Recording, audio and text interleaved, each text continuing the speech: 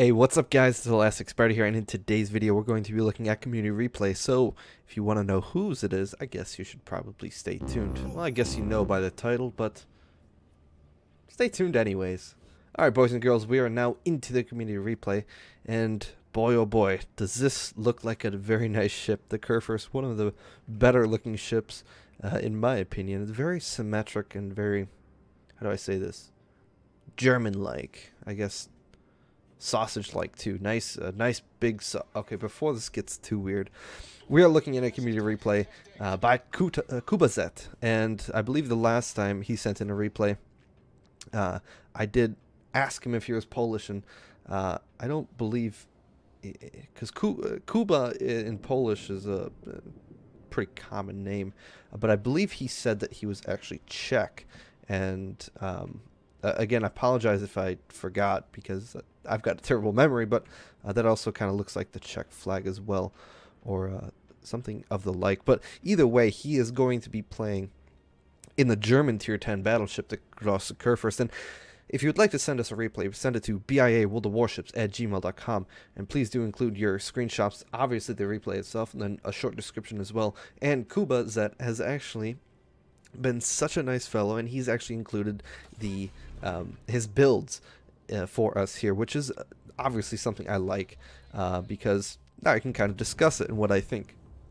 So he's going for, looks like a full secondary build, which honestly I have not run a full secondary build on a Grosser Kurfurst in a long time, but he's going not main armaments, but secondary module, health upgrade, damage control, secondary range, and oddly enough, steering gears. That's something I haven't seen. Maybe that's something that EU is doing better than NA. Certainly I would have thought that more of like a survivability build would have been a better option, but maybe Kubazet knows something that I don't. Then finally concealment, and then again, speaking of that secondary build, that very nice secondary module upgrade for the Kurfürst, or I guess any tier 10 battleship. Or maybe I think it's also available for the cruisers as well. But either way, he's running that secondary module, and this Jutland looks like he's messing up. And with that AP changes, instead of 4,000 damage, we only get 1,000. And this is not looking like a very great position at the moment, considering there's torpedoes to our stern, and then also to what, our port. I always forget which one's which. I think port is left, because port has 4 letters, and I think left has also 4 letters, I think.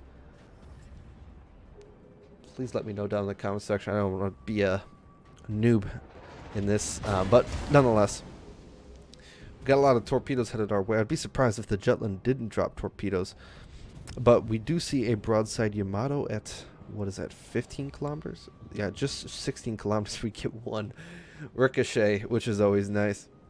And then 5,000 damage afterwards. So not a great start, but nonetheless, we are seeing some quite aggressive play from the enemy team. I guess that's maybe something else that the EU likes to do, is play very aggressively. But I don't want to get too into this replay. We got to kind of discuss what this guy is built, what Kuba is using. So he's also using Expert Loader, Adrenaline Rush, which I love that perk, good job. Superintendent, obviously, and then AFT and manual secondaries. Now, that's it for his captain. He must have a rather low-skilled captain, or maybe it's just a different captain in general. But nonetheless, we are looking at about a 14-pointer, which isn't too bad. But after that, you could kind of mix and match what you want. Now, certainly, nearly 16-kilometer concealment is not in any way ideal, and honestly, it's pretty detrimental. But then again, you could argue that concealment in a German battleship that is this big is kind of detrimental for just being that ship. But we'll have to see, and see basically how this replay turns out if he's not running concealment. Maybe it's something that you all might start doing, or maybe that's something you already do and I'm just kind of lagging behind everyone else. So here at this point, we've completely lost control of C, but luckily our team has, or the enemy team has basically given up the A cap for free, which is great for our team because we can start pushing. But hopefully we just have to make sure that we do not die on this side, and we have to take as many casualties with us as possible. And speaking of a casualty, well, there goes that Jutland, but hopefully that Neptune, oh, looks like that Neptune is probably going to bite the dust here. There's a lot of torpedoes, and there's an Alsace coming around the corner, so it's not looking too good for him. He does get his heel off, but yeah, there you go. What did you expect, Neptune? Now, this is one of the best positions to be in a Kurfürst, is angled away, being able to use your, not depression angles, but this isn't World of Tanks. I don't know why I'm thinking of that. But your gun angles, I suppose, is a better terminology. You're able to use your gun angles and let your secondaries go to work while you just pelt people to death with your AP and even your HE if you so desire. Maybe you get a fire or something and then just utterly wreck someone. Boy, Montana, you shouldn't have fired right there, buddy. You should have waited just a little bit longer. You could have really honestly killed this Alsace, but it looks like our tier 8 Shikaku might just do the job. Not quite. So we're gonna probably kill him here if dispersion allows us to. Aim looks good, but it's just it looks like the dispersion was quite poor, and we ended up shooting a little. Our rounds ended up going a little bit low. Hopefully we can either get this. I think we might get that secondary kill here. Well, let's see which one reaches first. Oh wow, 4 bounces. How unlucky, but I guess we do get the kill in the end and do get that close quarters expert, which is kind of funny and awesome at the same time. So at this point, you have to be wondering, oh well, why Kuba? Why are you on the B6 square? You should be, brawling and that sort of thing. Well, sometimes the Kurfürst, sometimes you have to play it to its greatest weakness, which is open water. But honestly, that's not always a bad thing for the Kurfürst to be open water. Maybe it's actually the best place for the Kurfürst to be, especially when it has its very nice German Hydra running. And boy, what a surprise there, that Conqueror managing to get a double fire and as well as nearly 8,000 damage. We're going to DCP here. And one thing I will mention is a lot of times a lot of people don't like to bomb their DCP, or I guess more in the higher levels of play, people don't like to bomb their DCP on 2 fires. Sometimes they'll wait for the 3rd, depending on the situation. But it's in that situation, I actually thought that it was a good idea, because if you notice, he just finishes DCP, and it's like 65 seconds roughly for his DCP to come back or something like that. But then his heal was only 20 seconds out. So while his DCP is down, and he could get a 2nd or 3rd fire potentially, his heal is going, which honestly, it's always better to keep the 2 pretty much use them not in sync. So you're using one and then you're using the other. That's, I guess, the most ideal, because you can kind of counteract the effects of the fire a little bit better. Of course, that you don't always have that option, but something just to think about. Now, another thing that I do want to point out here that it was, at least in my opinion, pretty good, was we actually turned into the Conqueror. Now, we are giving broadside to that Montana, but at 16 kilometers, and he has to be a very good shot, and also has to have decent dispersion to and actually do pretty significant damage to us.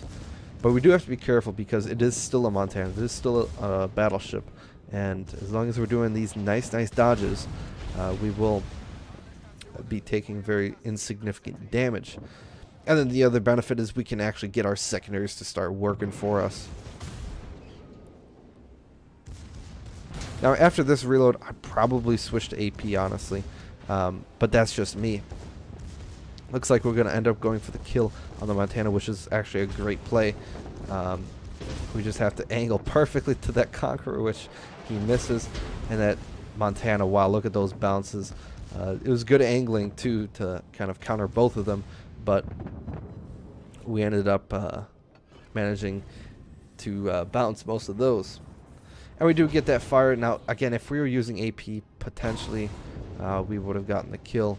But it looks like the fire will actually do the job. We get the kill there. And then torps from the Hindenburg right on time to kill that Conqueror. Unfortunately, the Montana does get one last salvo off on us, which is a bit unfortunate. But what can you say? He has to get some damage. But at this point, it does look pretty good for our team. Well, as soon as I say that, this scoreboard levels up. We do have a significant point advantage, though, which is quite nice. But with there being a Shimakaze close and then us being on 21,000 and having no more heals, it looks like us taking that early damage is not going to benefit us here. I guess since we do have an adrenaline rush, that is going to help us, certainly. But we do have to be very careful and certainly use our team to support us, especially with a carrier in the game. So it looks like the Hindenburg is running Hydro, and are we going to shoot? We are going to shoot. That dispersion was just god-awful. I guess that is definitely one of the downsides, and wow. Is that a detonation? Or did he actually eat that many torps? Well, the Shimakaze should be dead here because he did just launch his third set of torpedoes. And he is on fire, so we'll see. Wow, how unlucky. We have to bomb our DCP on that one fire. And even if we only got one fire, I think we should have DCP'd either way. But wow, how unlucky they're having to DCP there. And we're going to have to get this kill. I don't think we can rely on the fire. And there we go. But as I was saying, if you do end up running the secondary module, I mean, look at that. That is just completely terrible dispersion there on the Shimakaze. Not that the round that killed him, but the rounds before. Just god-awful dispersion. And I guess the other reason why you wouldn't want to run a secondary mod battleship, a fully secondary mod battleship, that is because of the nerf to the reload. And when you think about it, 2 seconds is quite significant, especially on a battleship. Maybe on a cruiser, not so much. I mean, there's arguments for both, but certainly you want to be getting as much damage out of every shot as possible. And be shooting more often than not. Now, I guess with the Kurfurst, I don't know. It's a hard argument. I remember when I used to be running full secondary spec battleships like the Kurfurst, and I mean, half the time I was trolling. So I mean, in all honesty, Kubazet could be trolling here as well. But we'll have to, I guess we'll have to wait for his response in the comment section below. So we pop our Hydro here. We do end up getting the cap, which I don't know why the Des Moines got off cap. Not exactly sure why, but now it's a 3v4 with a carrier still in the match, and a Des Moines on what, 20,000 HP, so we're gonna have to kill him here. We get 2 pens, or 4 pens, excuse me, but will we have enough HP to get this kill? And we do end up getting the kill as secondaries. Well, I guess they did most of the work. You saw with excuse me, he doesn't even have IFHE. Maybe that's something, that is something that I forgot to mention. I ran into a Kurfurst with full secondary build, like manual AA or manual secondaries, AFT and IFHE, and boy was that disgusting.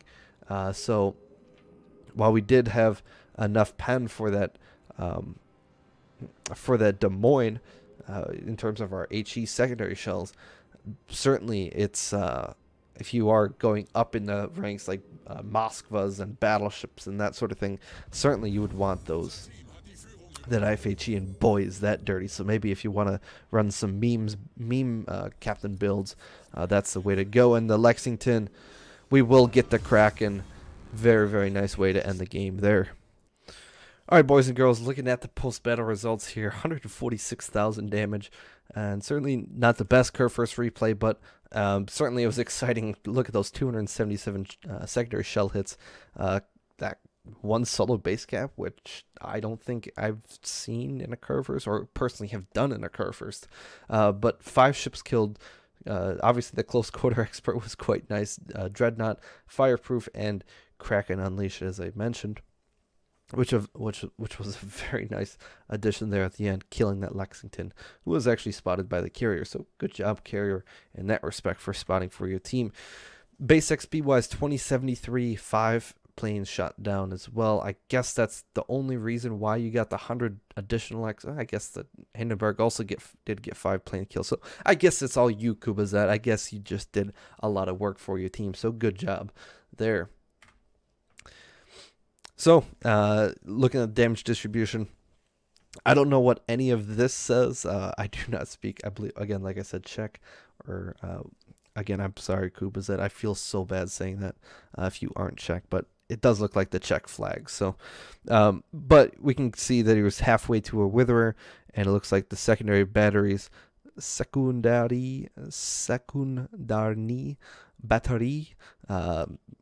My pronunciation is bad, but nearly 60,000 damage in secondary shell hits, which was crazy. And then 55,000 from AP and 13,000 from HE. So we almost did as much damage from our secondaries as we did from our armor piercing, which is quite impressive. And 3 million potential tanked, and boy, did we barely live for that dreadnought there.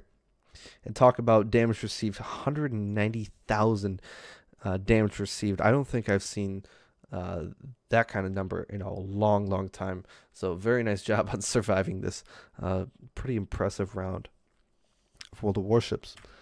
And then with premium account, and I don't know, whether or not this is with a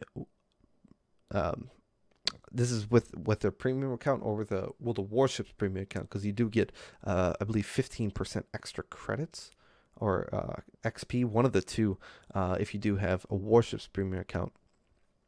But nonetheless, it was still a very nice replay, and I hope you did enjoy it.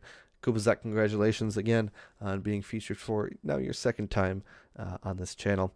And if you'd like to send us a replay, please do it at BIAworldofwarships@gmail.com. So I hope you enjoyed the video as usual, and I'll see you guys later.